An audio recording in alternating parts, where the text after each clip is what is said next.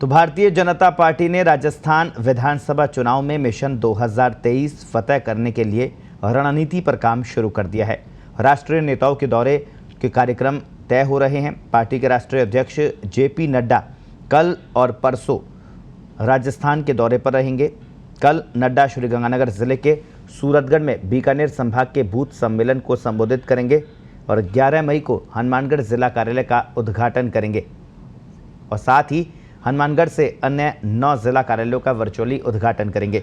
राष्ट्रीय अध्यक्ष जेपी नड्डा के दौरे की तैयारियों को लेकर राष्ट्रीय महामंत्री और प्रदेश प्रभारी अरुण सिंह, भाजपा प्रदेशाध्यक्ष डॉक्टर सतीश पूनिया सूरतगढ़, श्रीगंगानगर और हनुमानगढ़ में पदाधिकारियों के साथ बैठक करेंगे और कार्यक्रम स्थलों का निरीक्षण कर तैयारियों का जायजा लेंगे। अरुण सिंह और डॉक्टर सतीश पूनिया नड्डा के साथ बूथ सम्मेलन और जिला कार्यालयों के उद्घाटन कार्यक्रमों में भी साथ रहेंगे। तो बीजेपी मिशन 2023 की शुरुआत करना चाह रही है और इसके लिए पार्टी के राष्ट्रीय अध्यक्ष जेपी नड्डा कल से 2 दिन तक राजस्थान के दौरे पर रहने वाले हैं। हनुमानगढ़, गंगानगर में वो जनता की नब्ज टटोलने की कोशिश करेंगे। नड्डा के दौरे की तैयारियां पूरी कर ली गई है। पार्टी प्रदेशाध्यक्ष सतीश पूनिया हनुमानगढ़ पहुंच गए हैं। प्रदेश प्रभारी अरुण सिंह भी हनुमानगढ़ पहुंच गए हैं और तमाम तैयारियों का जायजा ले रहे हैं। इस दौरान जेपी नड्डा कार्यकर्ताओं से मुलाकात करेंगे और भाजपा कार्यकर्ताओं में जोश भरने का काम करेंगे। कुछ समय पहले ही सवाई माधोपुर में नड्डा पहुंचे थे।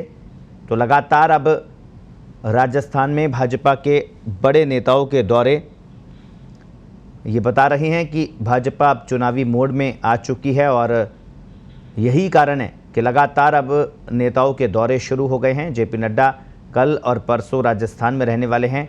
आने वाले दिनों में गृह मंत्री अमित शाह का भी राजस्थान दौरा प्रस्तावित है।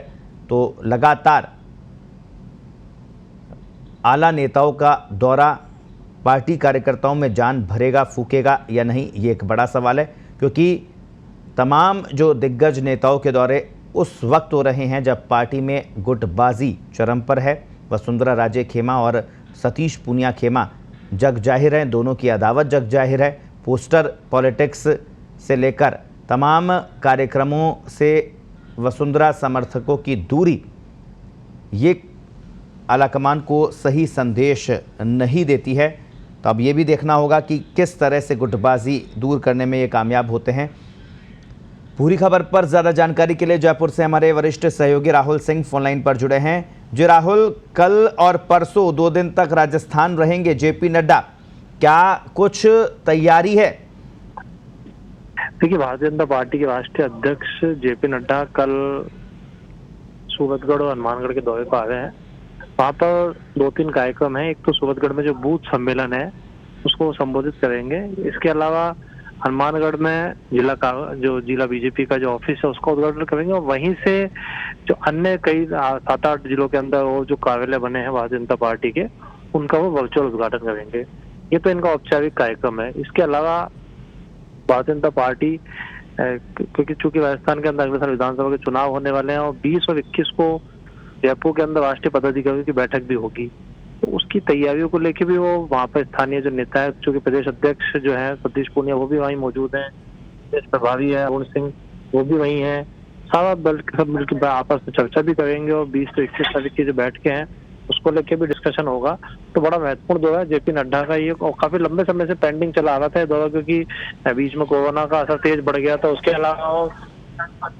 अलावा वो भी कई चीजें उस पर डिस्कशन होगा, सारी चीजें की जाएगी बैठक के अंदर। जी राहुल, पिछले जो चुनावी नतीजों की बात करें तो क्योंकि हनुमानगढ़ और गंगानगर में जेपी नड्डा पहुंच रहे हैं, वहां पर पार्टी की क्या स्थिति है? क्या वहां की जनता की नब्ज टटोलने की भी कोशिश की जाएगी? देखिए, निश्चित रूप से भारतीय जनता पार्टी सीमावर्ती जो जिले हैं गंगानगर, हनुमानगढ़, वहां पर दौरा करेगी और सबसे बड़ी बात है कि वो पंजाब से जुड़े हुए हैं, और पंजाब के जो चुनाव हुए उसमें भारतीय जनता पार्टी को कड़वी हार का सामना भी करना पड़ा था।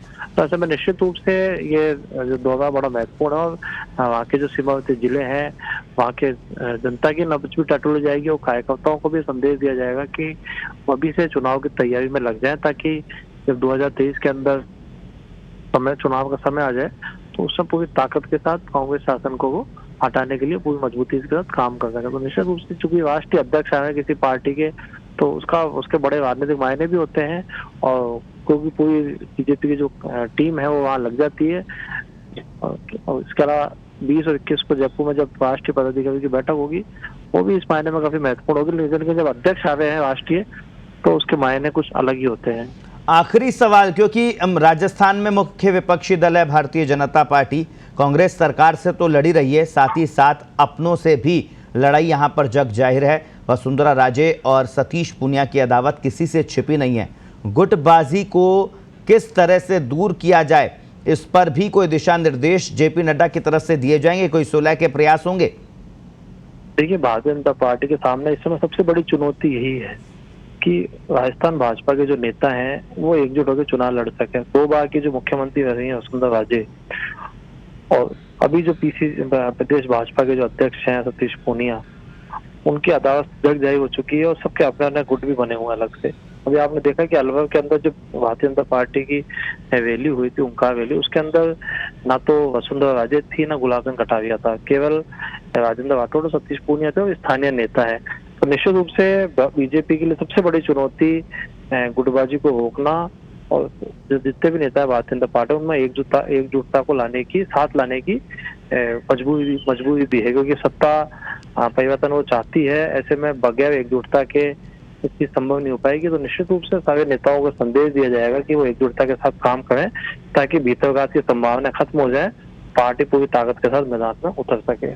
बहुत बहुत शुक्रिया राहुल तमाम जानकारी के लिए। तो भारतीय जनता पार्टी के राष्ट्रीय अध्यक्ष जेपी नड्डा कल से 2 दिन तक मरोधरा में रहने वाले हैं। हनुमानगढ़ और श्रीगंगानगर में वो कार्यकर्ताओं की नब्ज टटोलेंगे, पार्टी पदाधिकारियों की बैठक लेंगे, दिशा निर्देश देंगे कि किस तरह से 2023 के चुनाव को मिशन बनाकर लड़ना है, और राजस्थान में जो सत्ता हाथ से चली गई है उसको किस तरह से वापस पाना है, इस संबंध में भी वो कार्यकर्ताओं को दिशा निर्देश देने वाले हैं।